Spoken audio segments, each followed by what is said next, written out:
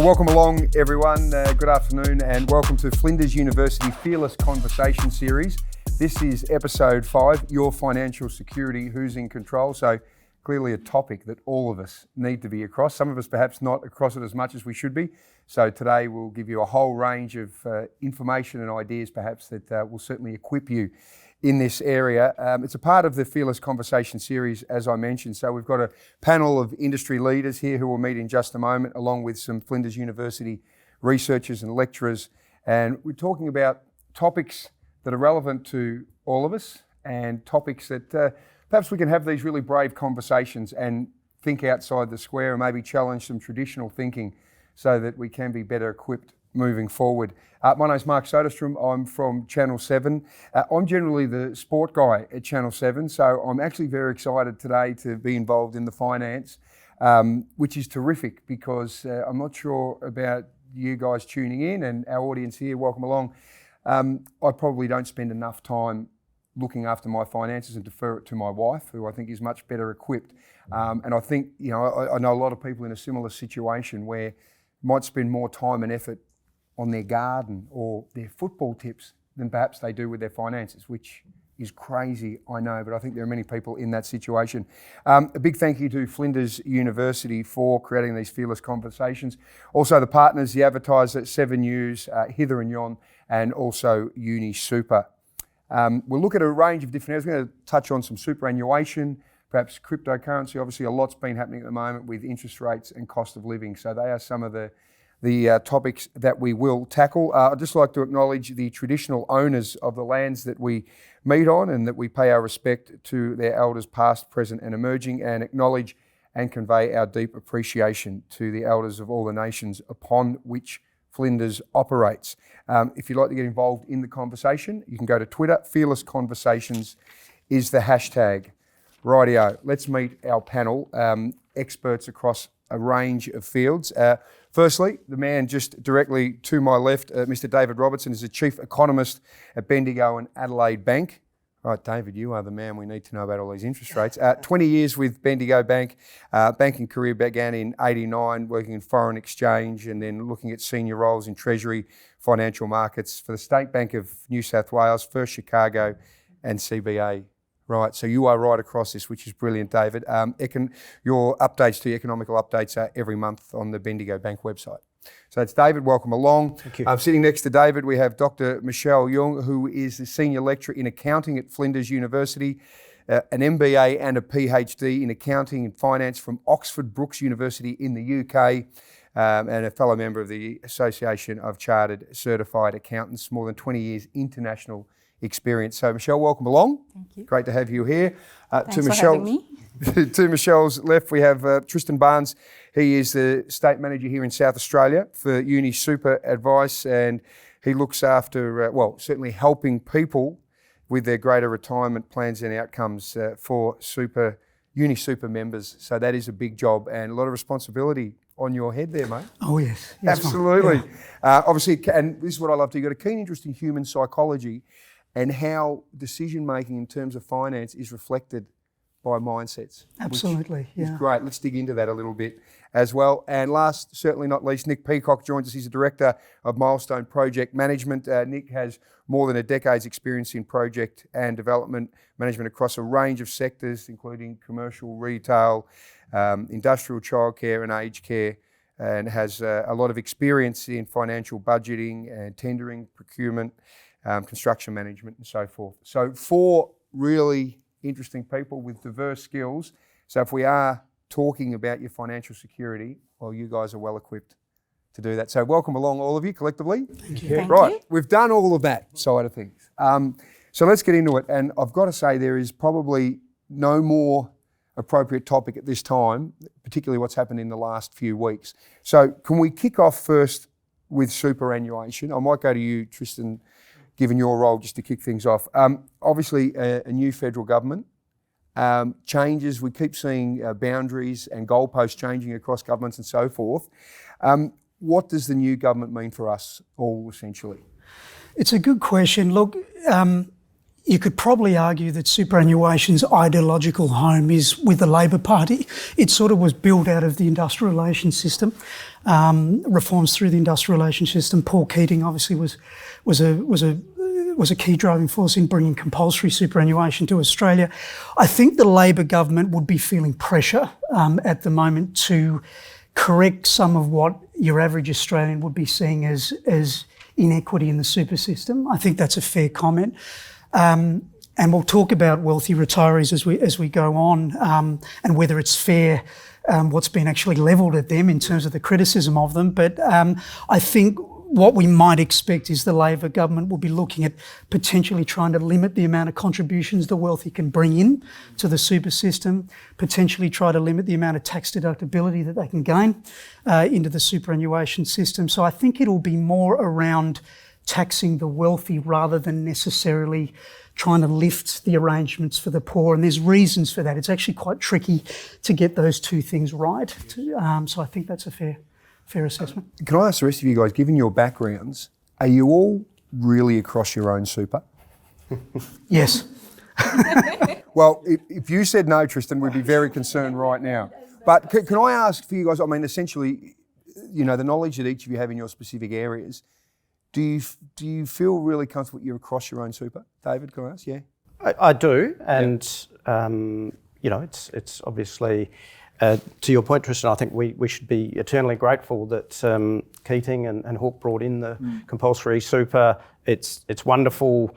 Perhaps for someone being on the wrong side of 50, that the closer you get to thinking about the end game, that you can compare and contrast what it looks like compared to if there hadn't have been compulsory superannuation. But and talking about the election, I think it's great that both sides of politics were supportive of lifting the compulsory super rate from 10 to 10.5 and heading to 12% by 2025.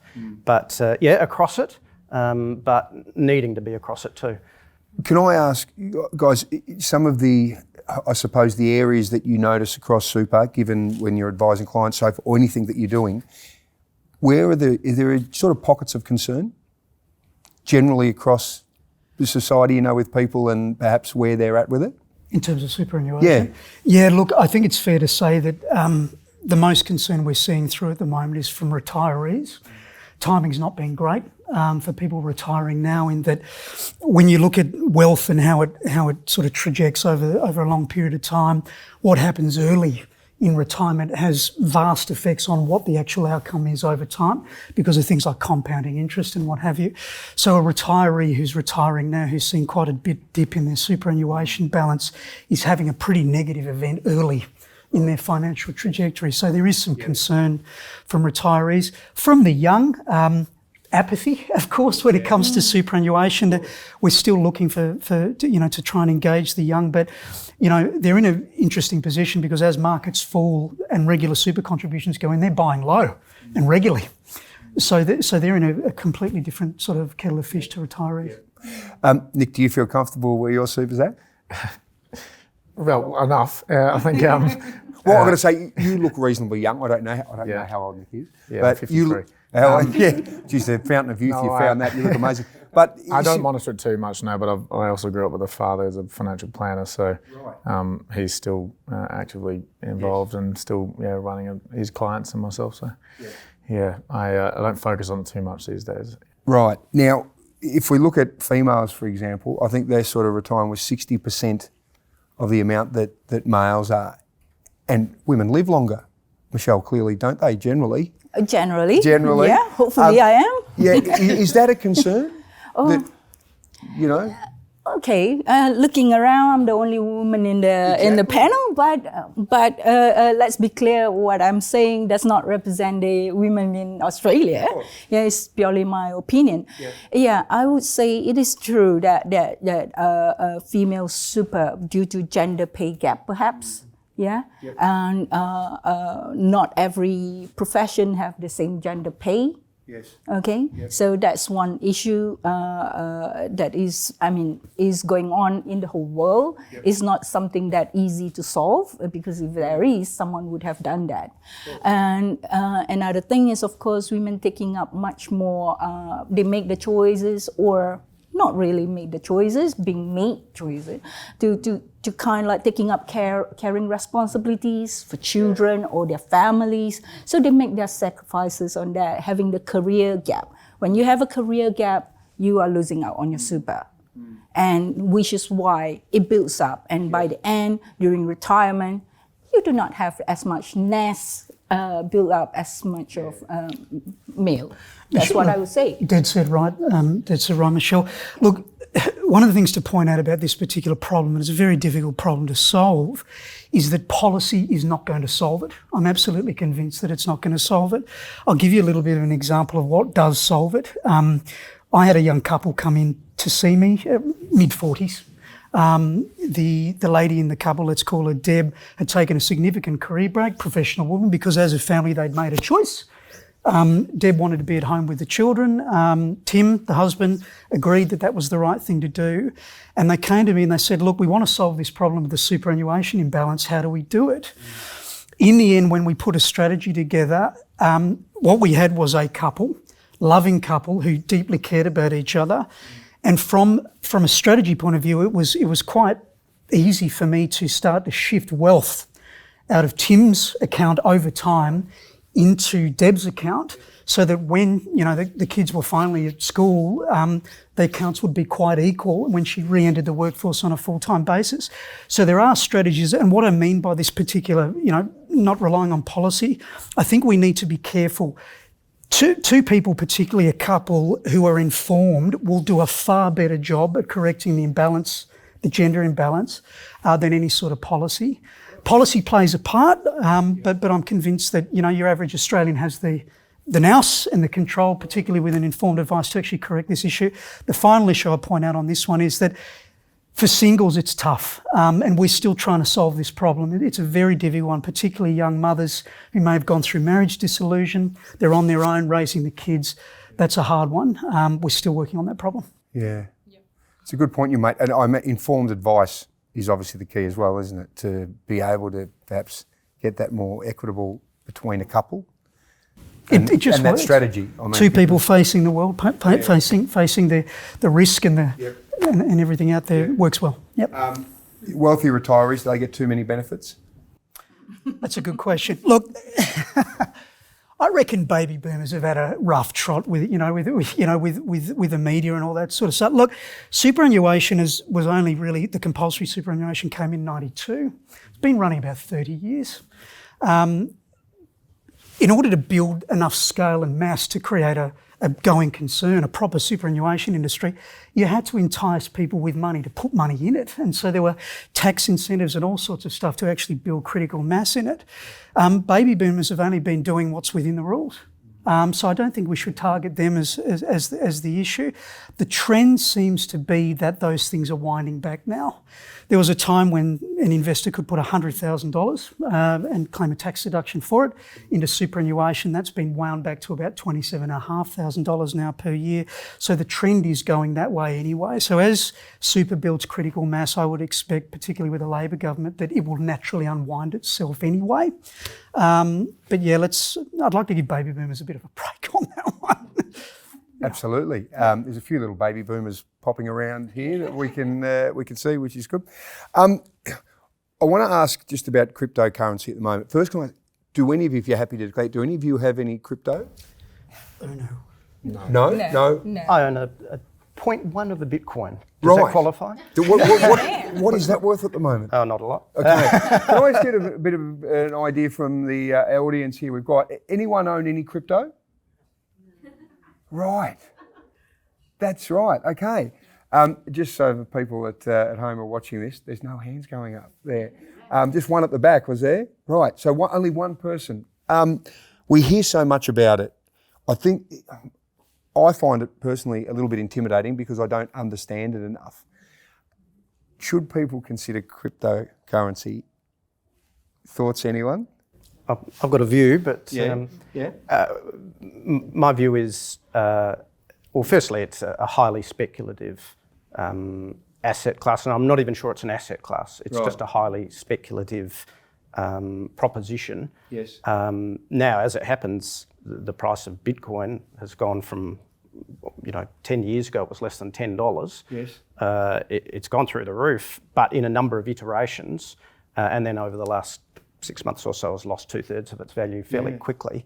My personal view is that there's too much emphasis on considering Bitcoin as some form of trading tool, and not enough emphasis on the wonderful technology that underpins it, blockchain technology, and the wonderful applications that blockchain technology can play with things like smart contracts. And so as a proposition for businesses around, well, potentially around security and cryptography and so on. So I think there's a great opportunity in terms of its technological disruptive potential, but I think it's the wrong focus to just think about it as, that's something that you can trade. Right. I think blockchain technology is the key, and there are going to be some incredible inventions that come out of that technology in the decades ahead. I mean, I did research in fintech, so basically I know quite a little bit more on cryptocurrency and blockchain technology. So I agree and disagree in some parts of what you mentioned earlier. So I wouldn't say that do not invest or invest in cryptocurrency. And Bitcoin is just one of at the moment, I think it's 18,000 cryptocurrencies out there. Bitcoin is just one of the most prominent, common one, prominent. Ethereum is another one. So the thing is, as you mentioned rightly, the underlying technology, the blockchain technology, for anyone who like to invest or rather speculate, it is definitely much more on financial literacy. You need to understand what Bitcoin is, what cryptocurrency are, how it works, what is the pros, what's the cons, and there are futures in it or not. We really do not know. But the reason why of the collapse is because there are many people who jump into this Bitcoin craze, do not understand and treat it as a speculative assets or non-assets. If they understand it and make the right decision and make an informed decision, perhaps it will be what it meant to be, a replacement of currency. The thing is the decentralized finance, or what DeFi meant to be. The blockchain technology is actually quite interesting. So why big cryptocurrencies comes about is because of people are not very happy with the traditional banks, and people would like to have things right now, real time. So Bitcoin or cryptocurrencies are basically it is a blockchain technology where it can happen in real time, anytime, anywhere, without needing the physical banks to open or not.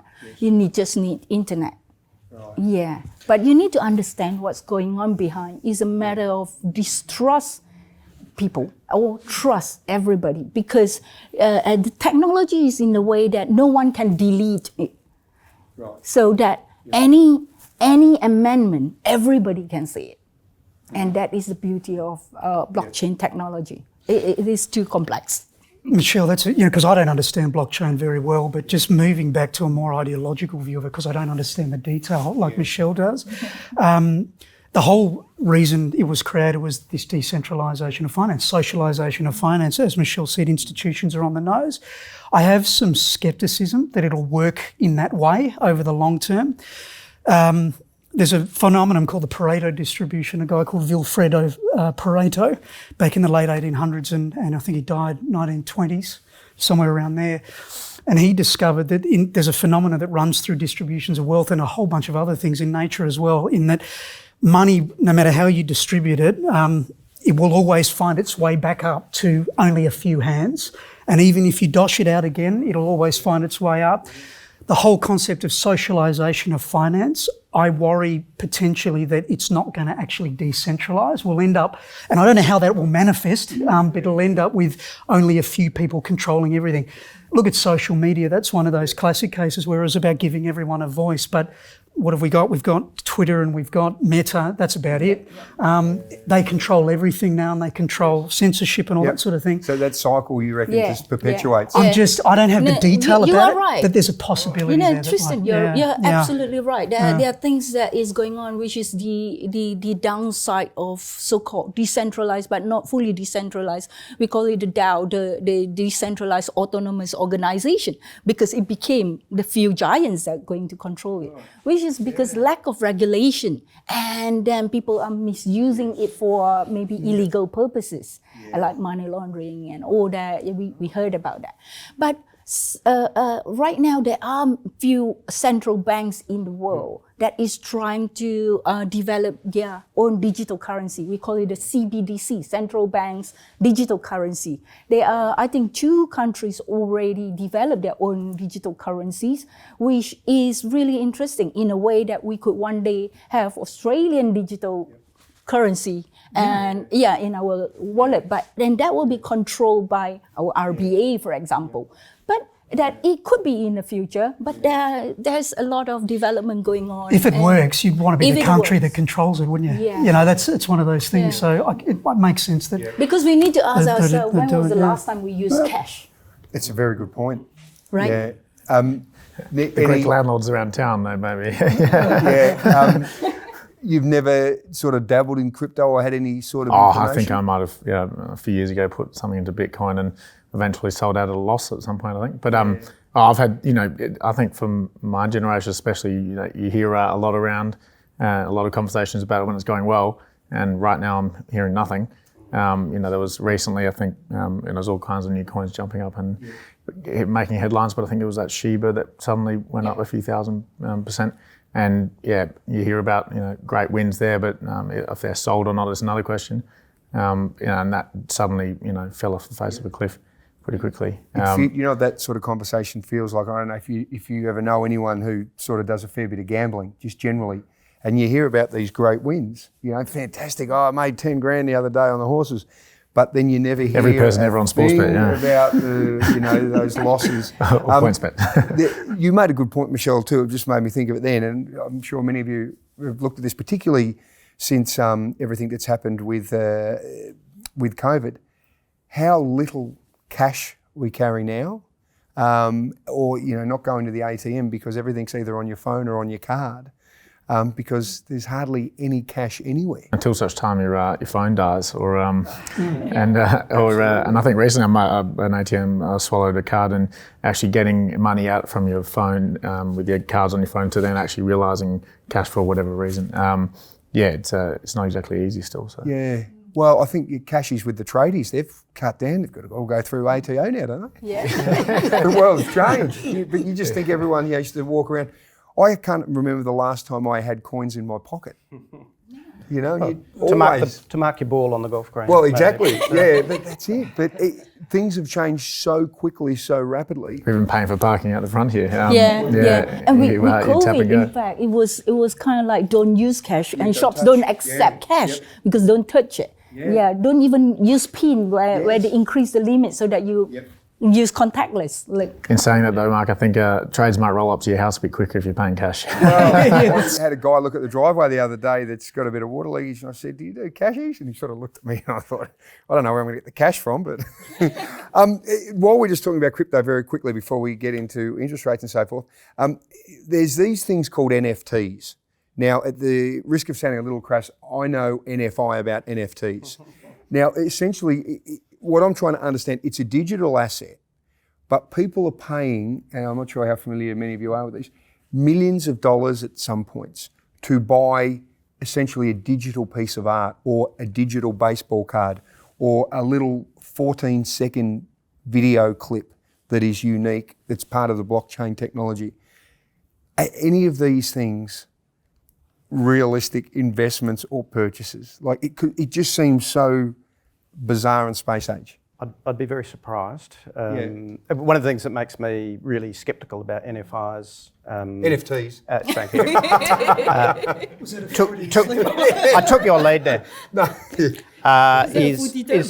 So we had the example recently where virtual property, people are paying thousands of dollars for virtual property. Yep. The only way you can experience it is to put on your augmented reality glasses and go to your beach house. And away you go. Now, the fact that there's no real utility there makes me extremely sceptical. So I'm already sceptical about digital currencies and digital assets, but non-fungible tokens really seem to be taking that to another degree, and just hard to get your head around. It almost feels like gullibility is leading to people purchasing this, but I don't know. Is there some sense behind it? Yeah, I would say there. You need to ask someone, why did you buy bid for a Picasso painting? Yeah. When you can get a print. Yeah. So it's the same. Okay. Yeah. So non-fungible token, the term non-fungible because it is unique. Although it's built in it is built in the same technology of cryptograph like Bitcoin and cryptocurrencies. I wouldn't say Bitcoin interchangeable because that's just one type of it. So like cryptos. But the thing is, crypto is fungible because you can, for example, you can swap one Bitcoin with another Bitcoin. Yes. It is still the same. Like we hold $20 notes. We can, my $20 notes, same value with yours. It doesn't matter if we change. Yeah. But non-fungible token is an art in a way that there's only one piece in the world. Right.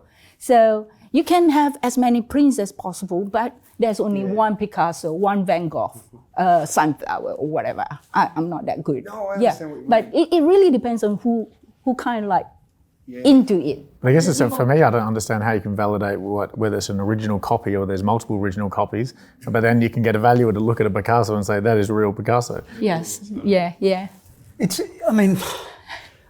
Look, when someone's got something that someone else wants and is prepared to pay more for it, that's a market.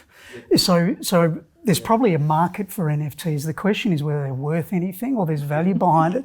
So one of the things that worries me a little bit about NFTs there's a couple of things. The first one is, technology is moving so quick. A GIF art, for example, GIF. In 20 years, are they even going to be around, those types of files, and how do you access them? And so they've got some quite mechanical problems that they're going to have to solve on that front. The other thing about it is when you look at NFTs, you have ownership, but from my reading of it, and my esteemed panellists can correct me if I'm wrong on this, you don't actually gain things like transferring rights or the ability to go and create income out of that particular issue. You don't, the artist or the owner still has all those rights to the art, the copyrights and all those sort of things. So when I'm analysing an investment, I'm looking for every bit of value in that investment, and it seems that ownership is the only thing. You've just got to wait for someone else to pay more for it. But all those other things that incorporate into value are absent, and that worries me a little bit. Yeah, I would say that at the moment, NFT is not actually mainstream. It's much more popularized due to social media or whatsoever. It's basically a playground for the celebrities and the crypto millionaires. Right. So it's more of their game. But that's, and that's happening, this whole rise of NFTs has happened during the period where everything that is something, property or used cars or watches or whatever it is on physical art has all gone up massively. So, and everyone's looking at ways you can, buy something for 10 cents and make it into $3 pretty quick. And that's what some of them have been able to do over the last year, but that's changed now probably in the last few weeks. Yeah, particularly when you had this perfect storm of 0% yield on interest rates, so you're not getting a return on cash, huge money printing and increase in money supply. It was a desperation there, wasn't it? Yeah, and so it's a case of, all right, well, what's a different asset to try? But that doesn't mean it inherently has utility. Just the beauty's in the eye of the beholder, I think. Mm-hmm. Yeah, that's a good point, actually. That's a really good point. Just before we move on from crypto, I just want to acknowledge one of the questions from Chantal here. Do you guys think crypto will recover? You obviously said that it's dropped, 2/3 or something for some of them. Is it a who knows?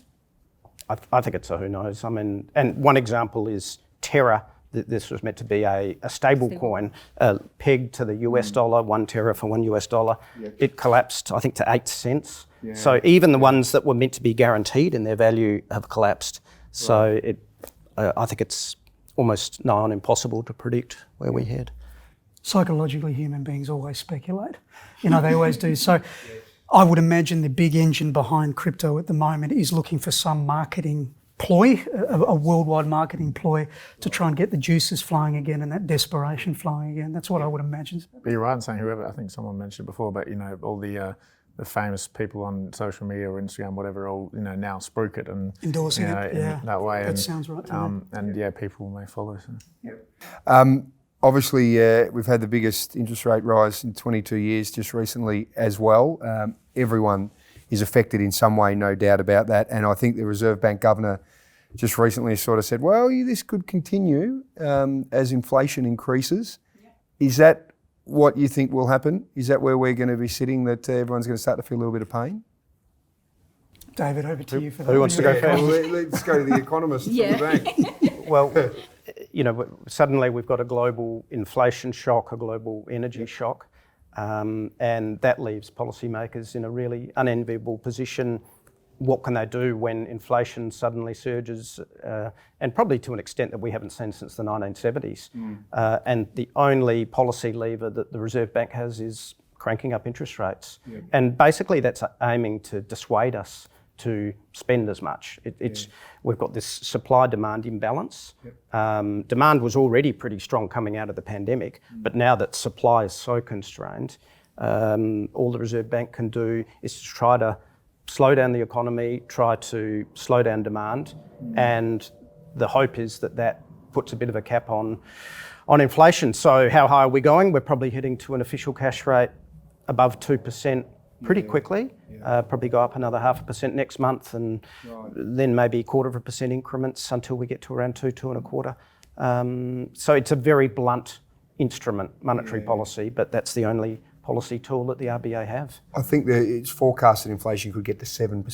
CPI, it's core inflation that the Reserve Bank needs to manage, and it's 3.7, probably heading for 4.5 plus. But yes, it's and that's only one. That's just the Reserve Bank's role. There are other drivers there, but I don't think we're going to, unfortunately, be able to avoid a scenario of higher interest rates for longer.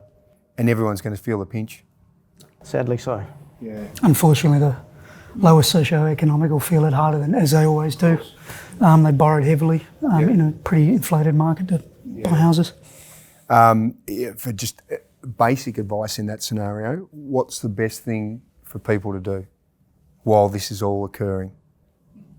Have you any sort of tips I would say financial literacy. This is the best time to do a financial health check of what you have and set your priorities. And really, financial education is the best thing that you can have. You really need to know what is your priorities in life. Things are challenging, but these have happened before. We are very lucky that our inflation is so-called going up to 7%. In the US, it's already 9 or 10%. So we need to plan. So financial literacy is my point of view. You often hear people say, go and make sure you get your mortgage checked, and do like a health check with that. It's right across all of your areas.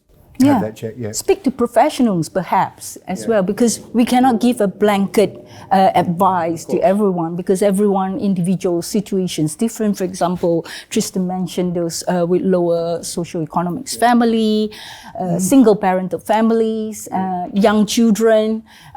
Families with young children might be hard hit.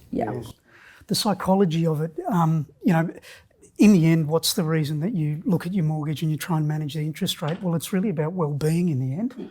You don't want Australians sitting there stewing over these interest rate rises and losing sleep over it and having heart attacks over it. So sometimes it's helpful to sit down with someone, revisit your objectives, because sometimes interest rate rises aren't really that bad.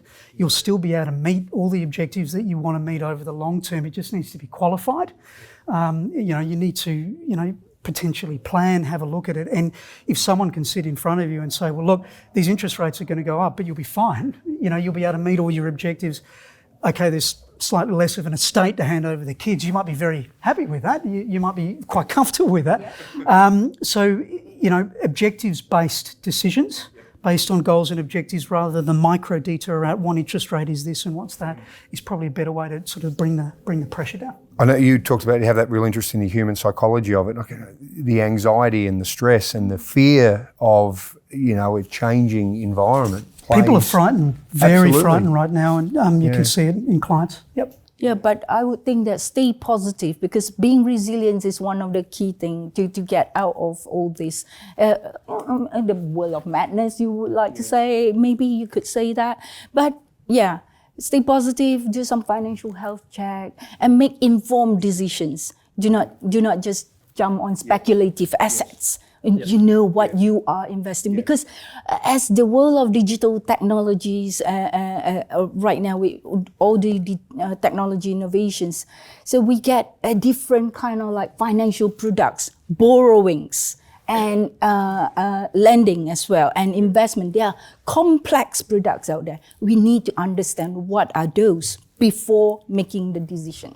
David, I've got a quick question for you. And so I was just going to add, and have a budget. I mean, it's very more important than ever to have a budget and stick to it in an environment where costs are going to be increasing and we're needing to deal with those sort of changes. Sorry. David, just a question for you.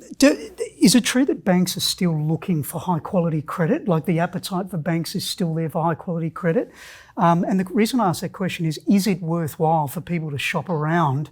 If they've paid a fair bit off their mortgage, they might be in a better position than they were a number of years ago and present as less of a risk in a high quality credit. Are banks still looking, for credit and looking for, people? Yeah, but banks are in the business of lending and providing whatever customers need. Yeah. And demand for credit will continue through the cycle. So, yeah, absolutely. Banks are open for business. Yeah. The fact that interest rates are rising, that's a challenge for someone on a variable rate who might need to think about, should I fix or not? Might be a time to consider, should I go 50% fixed, 50% variable? It's a challenging time when just considering the economic cycle. But there's no change to the inherent, to the need for the financial institutions to continue to support customers and to provide them the credit they need to meet their aspirations. Absolutely. There's never been an easier time now to shop it around for your debt. I mean, online wise, like, Joust or whoever it is, you can go on, pretty quickly as well, go and shop your debt around the place to see, whether banks, non-banks, all of them. It's pretty competitive, with the number out there. So. Yeah. Comparing the markets. Can I ask if any of us had this experience, and as someone from a bank, obviously you see all these great opportunities to come and change your mortgage over to us and we'll look after you and all that. For the existing customers, is it worth them going into the bank and saying, right, well, you're offering these rates attractive rates to bring people over. Will you look after us? Can we negotiate in some capacity? I think it's in any part of life, whether or not that's banking or your car or any aspect of planning. It's definitely worthwhile to continue to just do a health check of your current arrangements and by all means have a chat with the incumbents. Expect everyone to come in, all your clients and customers to come in today and say, hey, come on, let's squeeze this a little tighter. Competition is healthy. And so that's a good thing for the industry. Anyone purchased a $12 lettuce recently? No, but I've got to get my veggie patch up and running. Well, I think KFC said they're going to start sticking cabbage in their burgers rather than lettuce at the moment because it's a little bit cheaper. The cost of living at the moment, obviously everyone is feeling it, no matter where you're at. How much of the Russia-Ukraine scenario can we thank for this situation? A lot? A lot. I mean, our view is that inflation was already going to be a bit of a challenge this year. As you come out of restrictions and with, government support measures, $320 billion from federal government, another 200 from state governments, there was always going to be good demand coming out of the pandemic era and going to endemic. But unfortunately, the Russian invasion of Ukraine has just supercharged those pressures because it's really detracted from supply at the same time that demand was already going to be higher. So it's very much an energy crisis, an energy shock that is feeding through to inflation. And really, when we say cost of living, we're generally talking about inflated cost of goods. So there are other factors, I'm sure. Absolutely. Well, the Russian economy is about 40%, I think, petrochemicals and petrochemical products, sanctioned within an inch of its life. And geopolitically, countries are all moving away from that. Although Russia seems to be making a hell of a lot of money out of oil at the moment. Anyway, but we're going to see that at the Bowser for a long period of time. I think it takes a long time for geopolitics to play out and to countries to restructure themselves in relation to commodities. They're a big deal, and Ukraine was the breadbasket, or is the breadbasket of Europe. A lot of very high quality wheat's produced in Ukraine. Russia obviously is making headway into destroying that economy, so we have shortages. So I think it's here to stay, probably for quite a while. So, horrible scenario. Obviously, oil, and then I think the weather situation in southern Queensland's affected a lot of the produce that we've got. What are the main areas that we're really going to struggle with for a while, do you think? Obviously, fuel, there's the groceries and so forth, but there are other areas in our lives that we're really going to have to struggle with at the moment? It's hard to know because there seems to be supply side constraints on pretty much everything at the moment, and so everywhere you look, at some stage, and David will know more about this than I do, some stage those supply constraints will naturally wash through, and we'll find some macroeconomic balance in those things. So you'll start to see things settle down. But I think oil and gas, will continue. At the Bowser, will continue to provide a problem, but it's very hard to say. Very difficult. It is across the board, though, isn't it? And when you've got petrol I'm glad we've got a 22-cent cut on the excise, but it's still costing close to $2 a litre to fill the car with petrol. That flows through to so many things. And then you've also got, talking about geopolitics, with China's zero COVID strategy, you've got a whole range of cities in China and ports that are closed. So that's added to some of those constraints.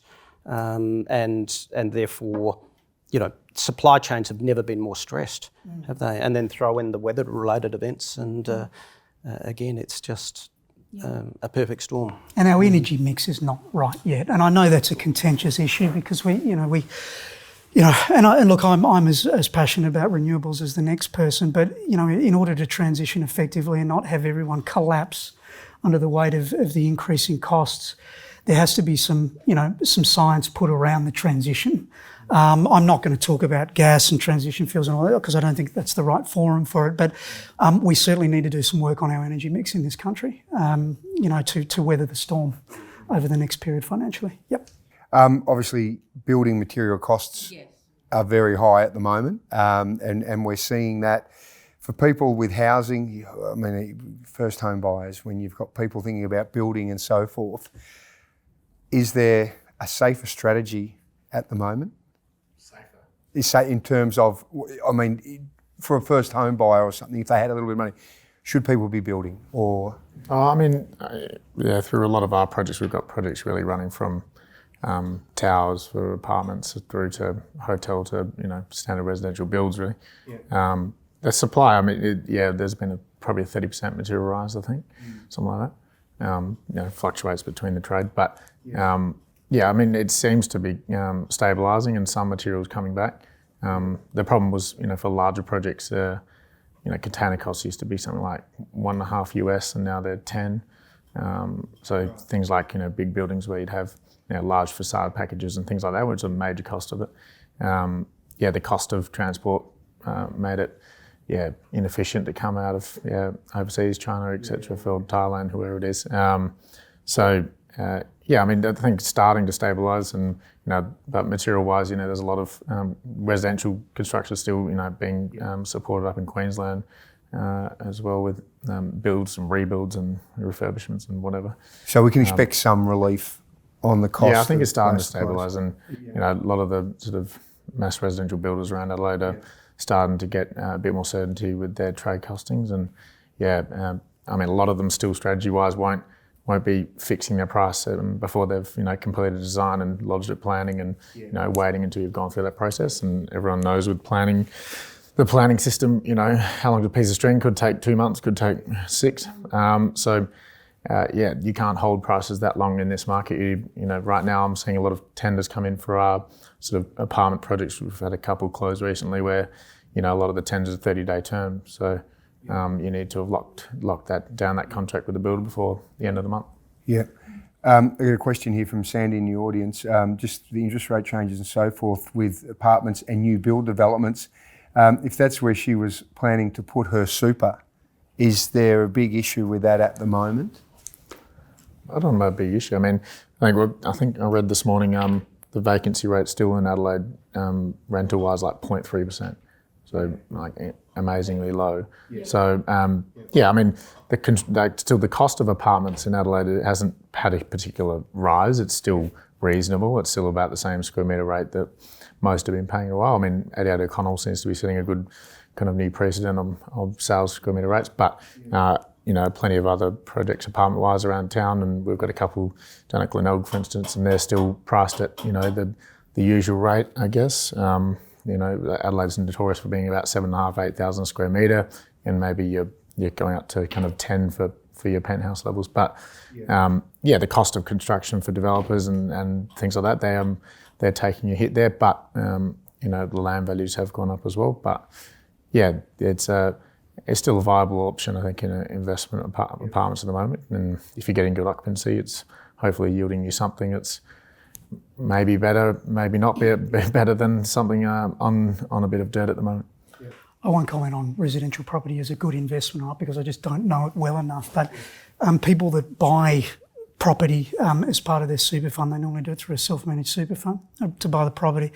So they probably need to be very, very careful, despite how good the asset might be and how well it performs, that they're buying things and the fund will remain compliant. We've had a lot of people come across our desks who have self-managed super funds. The liquidity in the fund has dried up. There's no cash left. There's just an investment property in there. And the rent is just not enough to cover the minimum drawdowns required by law in pension phase. And so they end up in a non-complying fund. And that gets difficult, and that gets, that creates structural issues. So the quality, I'm happy to accept my learned colleagues' view of the world of residential property, that it's a good thing to do. But people need to think about the structural problems of how they own that property, and super might not be the best place. So, yep. You just got a question here about accessing super from your self-managed fund to purchase an investment property. People can do that. Is that a good strategy? Well, it's tax effective, and I think one of the challenges ahead is that we've had 2 to 3 decades now of falling interest rates and of falling inflation, and all of a sudden we're now going to go into an era where interest rates are going to be a bit higher, inflation is going to be more prevalent than it's been. Look, to your earlier point, Nick, the yield's still going to be there, but you might not get the capital appreciation that had been there in the past. But if you look at property over the last 30 years, I was just looking at an example in Adelaide the other day. A property worth $150,000 30 years ago, it's now worth $1.2 million. Yes. So that would have gone up 8% year on year compounding for 30 years. Yes, we might be in for a correction in the market, and the market might correct 10%, maybe it'll correct 15%. But you look at the longer term performance and it's very strong. Right. So I think it's important to look at the long-term prospects and not get too caught up in short-term movements. Yep. So for example, and I know you can't give direct advice, but if you had a young family looking to buy at the moment, and they need to, because obviously rented shortage now, is it a good time now, or should they start to still wait a little bit as things change a bit? I mean, there might be more property available as interest rates go up and that sort of thing. No, I'm just talking about just generally. Yeah, sorry, just generally. For, if there's someone watching and they're thinking, right, we really need to get involved and get something. Is it worth them trying to just get in now, or is that still? Look, it's a difficult one. Even making financial decisions, those decisions can't be all about the financial outcomes, because we're human beings. We have different elements on us. One thing that's absolutely very, very clear is when, let's take a young couple as the example, when they have a roof over their head that's theirs, the well-being and the benefits transcend well beyond the financial. So, they've got gardens to tend. Their appetite for risk can increase so that they will take further risks in careers and other things like that, because they feel a little bit of pressure and they want to move forward. So there's a lot of benefits of owning property that transcend whether it's a good financial thing to do or not. So look, young couple wanting to have children, whatever, I'm not going to give you advice in this forum as to whether they should do that, but geez, you'd be crazy for saying, I'm not going to buy property because interest rates are at a certain level if you're building a life together. Yes. Put it that way. And I think there was an article at the end of last week in the AFR talking about each state and their residential values and what's going to happen. And I think AFR had Adelaide, South Australia, leading the rest of the country, and I think they're reporting something like 6% for 22. So, whilst the Eastern Seaboard may have a negative, I don't know if that's the case in tightly held suburbs. I doubt it, but in Adelaide so far, and a lot of people in this room have seen the market a lot longer than I have, but Adelaide doesn't seem to fluctuate as much as the other states. And as much as that article showed, I think 6% growth this year, but then a negative 10% next year. I doubt that for South Australia. I think we're more the slow and steady state rather than the fluctuations of Sydney. But 6% growth. If that's something that is realised this year, then that's a pretty good result in turbulent times. I think with a lot of that, and given COVID as well, what we've all been through the last couple of years, it makes you pretty grateful that we are in this state, doesn't it, for a lot of you, perhaps that have had experience in overseas and interstate and so forth? Yeah, that's right. And there does seem to be more of a focus on Adelaide these days. I mean, a lot of interstate large development firms coming to Adelaide, and I think there was an announcement last week of a guy called Tim Gurner coming and doing a JV at the Kennard site in the city down here. But a lot of developers from Melbourne and Sydney coming over here and looking at it as undervalued. And let's face it, our price, even though we've had a significant amount of growth in the last couple of years, we're still price-wise significantly under Melbourne, Sydney, and I was in Sydney a couple of weeks ago, and there's still a big emphasis on people who are realising the amount of money that in their principal place of residence and looking how else where can you put a large amount of money that's sold out of Sydney and Adelaide. It seems to be a focus at the moment because you can buy well and buy very close to the city and all that sort of thing for lifestyle. And we saw that in the CoreLogic data for last month, where Sydney prices dropped 1%, Melbourne prices dropped 0.7%, but Adelaide was up, I think it was 1.3. It was just quite a diverse or diverging set of outcomes, and regional Australia clearly outperforming the capital cities. So we're seeing some of those sort of COVID trends continue. Yeah, but I would say that it is true that what you mentioned earlier is the principal private residence. So for someone who is making those decisions, they need to think, are they getting that as their first home, they're getting a roof over their head for their families, or are they getting that as second investment holiday homes? Then that's a different decision. And another thing is obviously is the risk appetite. So how tolerate are you on taking that risk? Property market's volatile at the moment, interest rate, inflation, it gets people worried and keeping them up at night. But still, you think about over the long term, what will happen? What is your priorities on that?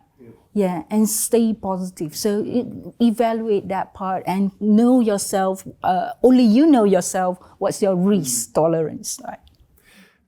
It's interesting, and you talked about at the start with the human psychology, and as you've pointed out there, so much of these decisions impact on people's mental health and well-being, and whether it's perhaps not having enough understanding or education in the area, and not being now. What was the term you used to be? Financial literacy. Financial literacy. Yeah, if your financial literacy is not great, the amount of impact on your whole person is quite phenomenal. There needs to be a leap of faith. So the young need to understand that a lot of life is a leap of faith. And if you analyse, do I go into a property, you can find, if you take it far enough, every reason not to buy a house for yourself. But life's not like that. There's so many leaps of faith that need to be made with careers and having kids and your marriage partner and what have you. So the advice really is for young people to, don't take it so seriously. Have build a life together, take a leap of faith. It's hard to convince them to do that because they're very facts focused, the young now. So Tristan, you strike me as an extremely positive person. No, and I mean that as a compliment, because life is challenging. We're all faced with so many different challenges in everyday life, and then we get this thing called COVID thrown on the top, which now gives us a collective challenge that we all feel like we're in together with. But congratulations to you, because you seem very positive and maybe that concentration on the human psychology and decision making in an area like this put you in good stead in a mindset, I suppose. Yeah, when you do a multivariable analysis across everything, not just the financial result, you can find that decisions are a lot more positive for you when you, as opposed to you think they are. So so that's where the positivity if comes I may add on to that, which is true. So if people are much more informed with their financial condition or even products or services that is going on, and they are much more confident to make the right decision. And when they have their confidence, they're happier with doing what they want. Yeah. It's a good point. Don't just worry about the wallet and the salary, worry about what's going on up there as well. Yeah, terrific. We're nearing the end of the hour. Can I just ask if you have a think for a moment? Certainly if there's any questions from the audience that we haven't had, now's a great time to ask those across any of the topics as well while we have our experts here. But any sort of final thoughts from you guys just about obviously the landscape we're in at the moment, and I suppose your optimism I really love. Is there a piece of advice perhaps that you could give people, each of you, if I'll give you a moment to think about it, that can sort of carry forward? I'm not asking for financial advice or anything like that, but I mean, just perhaps a perspective, because you all have that educational background in that area.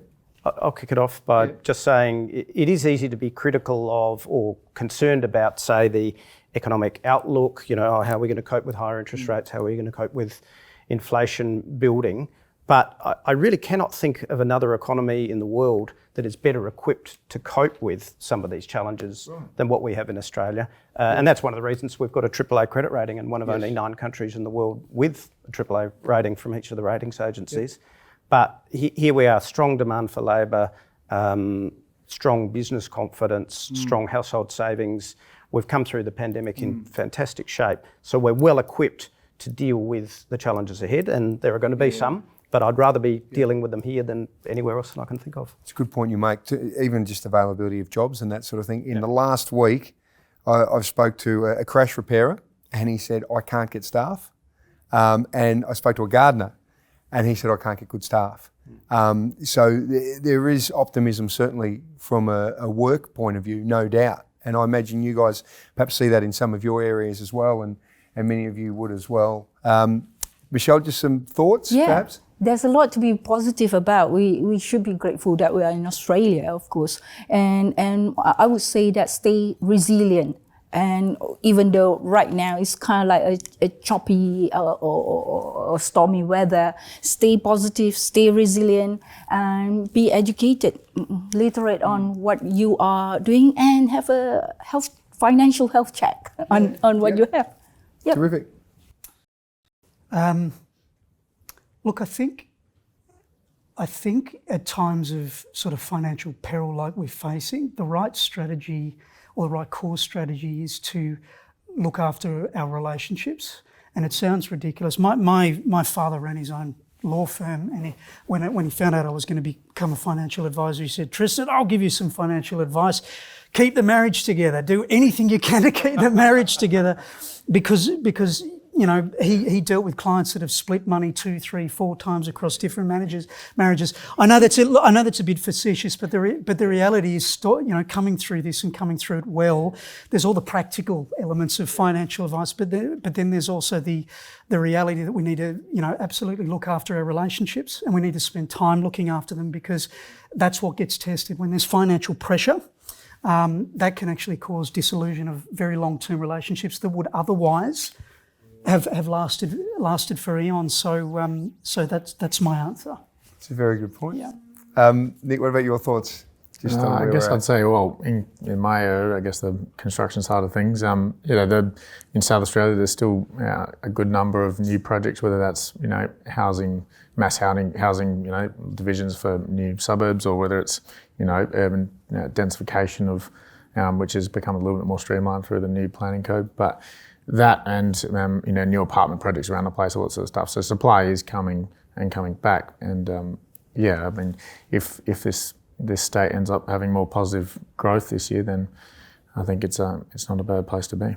Yep, absolutely. Can you please thank our panel? Great to have you all here, to David, Michelle, Tristan and Nick. Thanks, guys, so much for your insights and your input. Really valuable. Thanks very much. Thanks for having me. Thank you, guys. And you can watch the session again, the Flinders YouTube channel or Flinders University Fearless Conversations webpage. So we'll hope you can join us for the next one. Thanks again, everyone.